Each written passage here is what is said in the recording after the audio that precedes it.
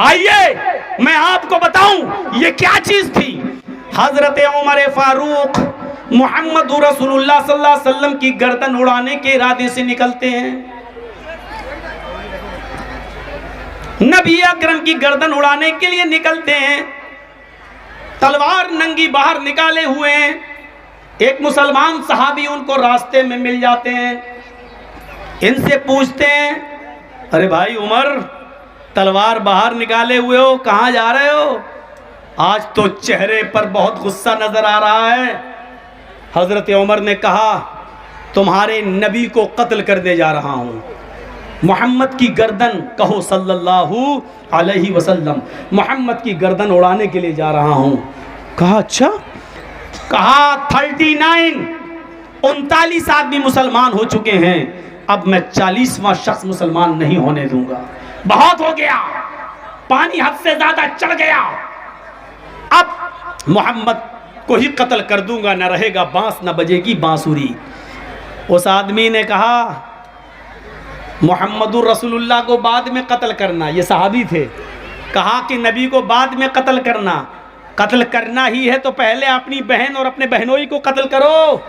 जाकर देखो तुम्हारी बहन भी मुसलमान हो चुकी हैं और तुम्हारा बहनोई भी इस्लाम ला चुका है, ईमान कबूल कर लिया। हजरत उमर ने कहा, क्या कह रहे हो?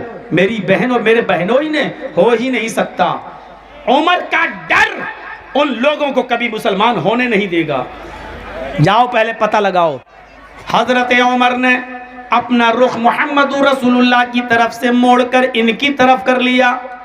दरवाजा खटखटाया तो क्या देखते हैं कि घर में कुरान की तिलावत हो रही है। दरवाजा बहनोई ने खोला तो क्या देखते हैं कि मेरी बहन कुरान की तिलावत कर रही है। हजरत उमर ने कहा, ये क्या पढ़ रही हो? उन्होंने कुरान छिपा लिया। सही बताओ क्या पढ़ रही थी? बहनोई आ गए, कहा ऐसा है उमर, हम लोगों ने इस्लाम कबूल कर लिया है, ईमान ले आए हैं। इतना सुनना था कि डंडे लाठी उठाई और अपने बहनोई को पीटना शुरू कर दिया। उमर फारूक की बहन ने अपने पति को, अपने हस्बैंड को पीटते हुए देखा तो वो बचाने आई तो उनको भी पीटना शुरू कर दिया, लहू लुहान कर दिया। गौर करो, वो उमर जिससे पूरा मक्का कांपता था, मदीना कांपता था, जिससे कैसरो किसरा की हुकूमतें लर्जा बरंदाम थी, ये उमर जब अपने बहन और बहनोई को पीटते पीटते थक गया और बहन के जिस्म से खून बहने लगा तो बहन खड़ी होकर ललकारती है, हाय उमर।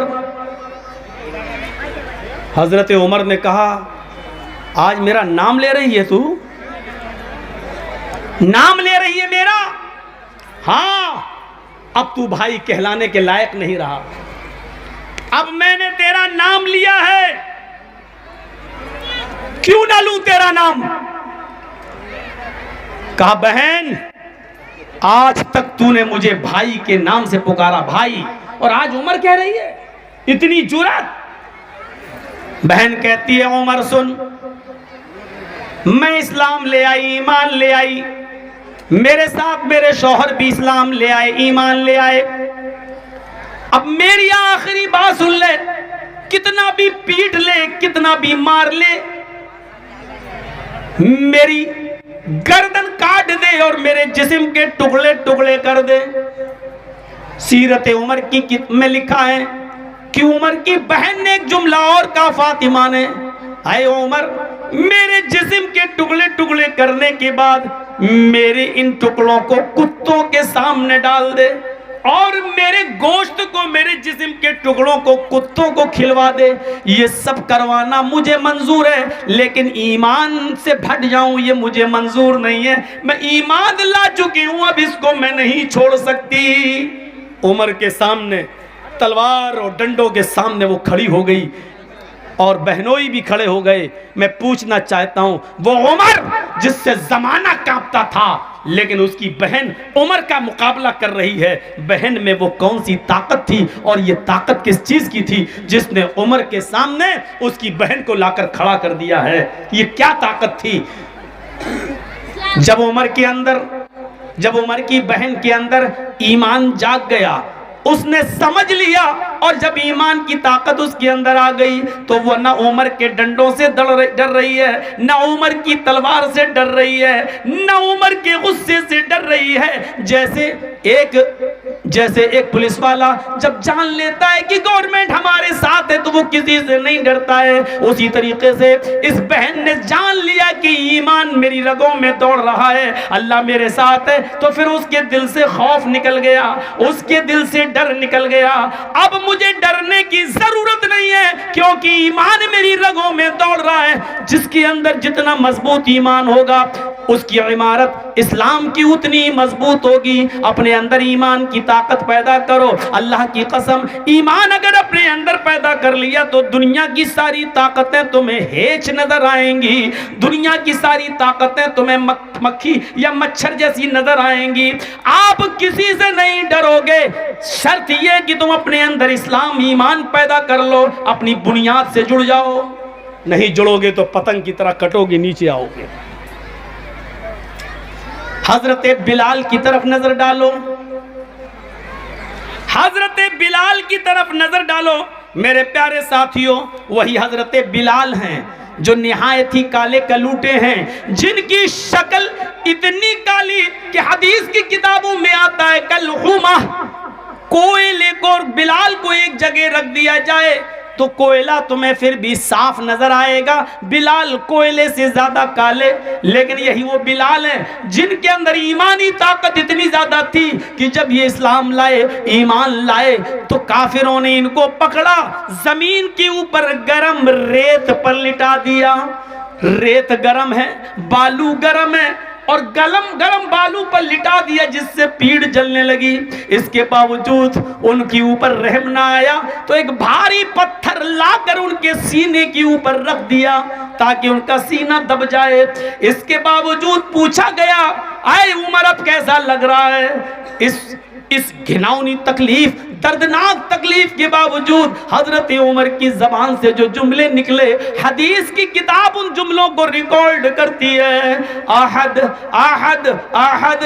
अब भी मैं यही कहूंगा कि अल्लाह एक है, अल्लाह एक है, अल्लाह एक है।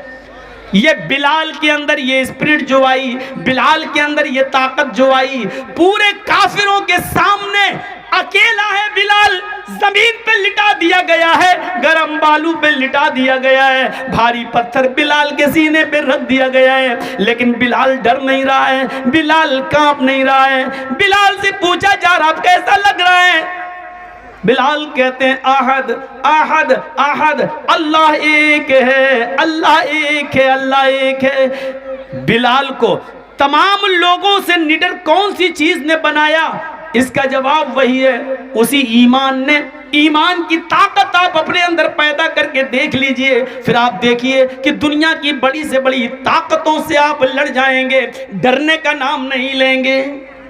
सिर्फ ईमान की ताकत आप अपने अंदर पैदा कर लीजिए। हजरत बिलाल को जब आहद आहद सुना तो उनको उठाया, फिर दूसरी जगह ले गए, आग के अंगारे बिछे हुए थे, हजरत बिलाल को आग के अंगारों के ऊपर लिटा दिया गया। सुनना बहुत आसान है, सुन लोगे, आग के अंगारों पर लिटा दिया जाए, सुनना बहुत आसान है, लेकिन एक अंगारा अपने हाथ पर, आग का एक अंगारा अपने हाथ की हथेली पर लेकर देखो, आपको पता चल जाएगा। हजरत बिलाल देख रहे हैं, जानते भी हैं आग पर लेटेंगे तो अंजाम क्या होगा। आग पर लिटा दिया गया, उन अंगारों से चर्बी पिघल गई, पीठ पिघल गई, चर्बी की, पीठ की चर्बी से आग और भड़क रही है, बुझने का नाम नहीं ले रही है। अब पूछा गया बिलाल अब क्या कहते हो? क्या ईमान छोड़ा, ईमान से रिश्ता तोड़ा? बिलाल आग के अंगारों पर लेटे हुए हैं और चीख रहे हैं, अल्लाहु अहद, अल्लाहु अहद, अल्लाहु अहद, अल्लाह एक है, अल्लाह एक है, अल्लाह एक है। हजरत बिलाल को काफिरों ने आग के अंगारों पर लिटा दिया। और फिर भी हजरत बिलाल ये नहीं कह रहे मुझे छोड़ दो, मुझे जाने दो, मुझे माफ कर दो। नहीं नहीं, वो आज उन काफिरों के सामने खड़े हैं और यही कह रहे हैं कि अल्लाह एक है, अल्लाह एक है। ऐसी मंजिलें नहीं मिलती हैं कि अल्लाह के नबी ने कभी बिलाल से कहा था, आए बिलाल, आए बिलाल, मुझे अल्लाह ने जन्नत भी दिखाई, मुझे अल्लाह ने जहन्नम भी दिखाई। जब मैं जन्नत देख रहा था तो मुझे अपने आगे आगे जूतों की आवाज सुनाई दी। मैंने पूछा जिब्रील ये जूतों की आवाज किसकी है? मुझे तो कोई दिखाई नहीं दे रहा है। बिलाल, जिब्रील ने बताया कि ये बिलाल हैं जो दुनिया में हैं, लेकिन उनकी जूतों की आवाज तुम जन्नत में सुन रहे हो। यानी बिलाल ने इतनी तकलीफें उठाई हैं दीन के लिए, ईमान के लिए, कि अल्लाह ने उनको जन्नत दे दी। ऐ मोहम्मद सल्लल्लाहु अलैहि वसल्लम, दुनिया में जाना और बिलाल से कह देना कि अल्लाह ने तुम्हें जन्नत दे दी, तुम्हारे जूतों की आवाज में सुन के आया हूं। ये ईमान का रिजल्ट है, ये ईमान का नतीजा है। हम अपने अंदर पहले ईमान पैदा कर लें और फिर देखें। मेरे भाइयों, मैंने शुरुआत कहां से की है? आम के फल से की है। अगर गिरता है, टूटता है तो आसमान पर नहीं जाता, जमीन पर। क्यों? जो चीज अपनी बुनियाद से रिश्ता तोड़ लेती है उसका मुकद्दर तरक्की नहीं होती है, पस्ती होती है। जो पतंग अपनी डोर से कटती है तो ऊपर नहीं जाती, नीचे आती है, क्योंकि उसने अपनी बुनियाद से रिश्ता तोड़ लिया है। आपकी और हमारी बुनियाद है ईमान। अगर इससे हमने अपना रिश्ता तोड़ लिया तो कभी हम तरक्की नहीं कर सकते हैं, हम तनज़्ज़ुली का शिकार होंगे, हम नीचे जाएंगे। खालिद इब्ने वलीद ने एक जंग के अंदर 9 तलवारें तोड़ डाली, हारी हुई जंग को जीत में बदल दिया। हर तरफ खालिद इब्ने वलीद के चर्चे होने लगे। वाह क्या लड़ा खालिद, क्या लड़ा खालिद, वाह खालिद इब्ने वलीद। हजरत उमर फारूक को जब पता चला कि लोगों ने हजरत खालिद इब्ने वलीद की तारीफें करना शुरू कर दी, तो हजरत खालिद इब्ने वलीद को सिपह सालारी के ओहदे से हटा दिया, कमांडर इन चीफ के ओहदे से हटा दिया।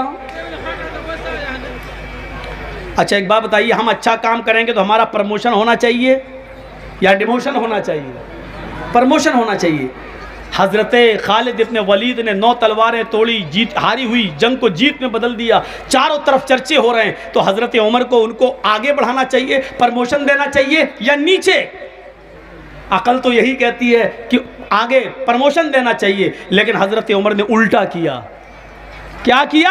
खालिद इब्ने वलीद को माजूल कर दिया, उनको कमांडर इन चीफ के ओहदे से हटा दिया और आम सिपाही बनाकर तलवार दे दी। जाओ, अब तुम कमांडर इन चीफ नहीं, किसी भी जंग में जाओगे तो एक मामूली सिपाही की हैसियत से लड़ोगे।